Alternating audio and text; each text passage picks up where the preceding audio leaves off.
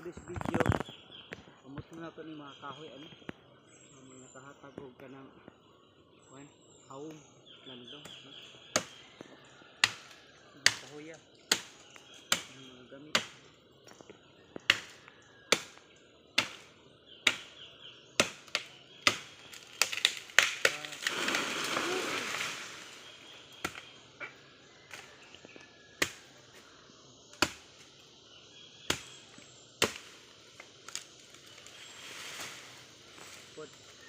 So, may isa sa punuan din kalabas, mga haungan ang kalabas sa mga kahoy. Putlo ni pranis ng kahoy, putlo hindi sa gahi. So gumikag sa kadugay ang dako ng mga kahoy, mga kadalaghaw ini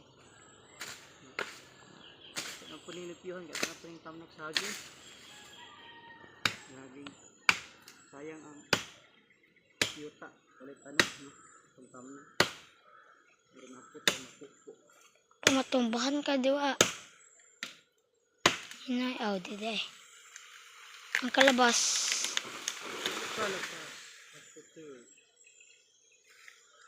kusgan kayong kalabas gamay ka na po na kalabas awag na kalabas